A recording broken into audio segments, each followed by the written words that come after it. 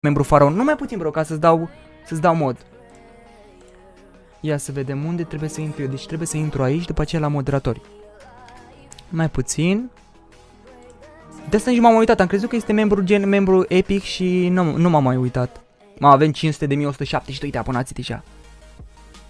Imediat îi dăm drumul și să jucăm pentru că ce putem să facem altceva. Am deschis șampania. Bă, hai să vă spun și din ce cauză. Bă, eu sunt entuziasmat, adică eu sunt foarte fericit pentru suma pe care am făcut-o, pentru că efectiv, stai așa, parcă aici era.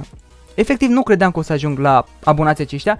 Mă gândeam cu aproximații că, bă, să fac 100k, dacă fac 100k și o să primesc butonul, o să fiu foarte fericit, mai ales dacă o să am și verified-ul la canal.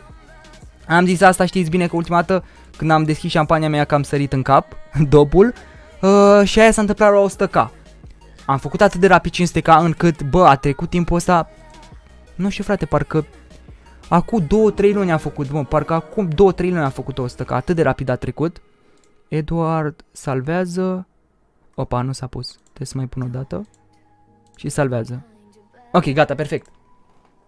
Deci a trecut atât de rapid timpul acesta încât nici nu vine să realizez că suntem 500.000. Asta în primul rând. În al doilea rând, de ce nu mă bucur eu atât de tare pentru 500k să fac ca un nebun, să mă dau peste cap sau whatever, orice altceva? Pentru că efectiv 500k este doar o cifră, dacă e să o luăm logic.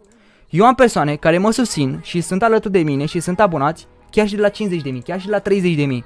De ce să te bucuri pentru suma de 500k când vine, de exemplu, o persoană să fie al 500-lea milea abonat, când tu trebuie să te bucuri și să fii recunoscător chiar și pe primul abonat dacă mai este activ la canalul tău, chiar și pe ăla al 10-lea, chiar și pe ăla al 100-lea.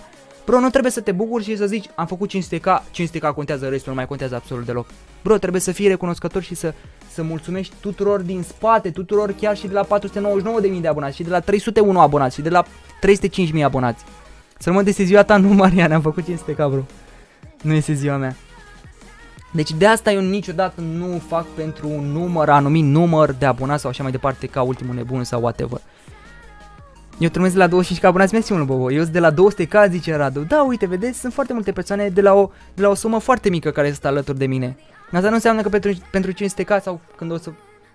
Clar, nu sunt. Deci, bine, nu poți să zici. Niciodată să nu zici niciodată. Niciodată să nu zici niciodată. Bravo, Mădălina, abia am abonat și o să te susțin. Mersi mult, DPO Channel. Bine ai venit alături de noi. Deci niciodată să nu spui niciodată, dar eu zic că milionul doar pe partea de gaming la momentul de față e foarte greu. E foarte greu pentru că nu sunt jocuri noi care să te susțină. 30k? Da, știu, Swarm. Deci nu sunt jocuri noi ca să te propulseze, ca să te ridice atât de mult. Noroc cu Brawl Stars-ul, că dacă nu era cu Brawl Stars-ul, cu siguranță pot realiza și pot spune sigur că nu ajungeam până aici dacă nu era jocul ăsta Brawl Stars. Pot spune sigur chestia asta. Desigur. Desigur. Pot spune că meritele și mulțumirile sunt și jocului.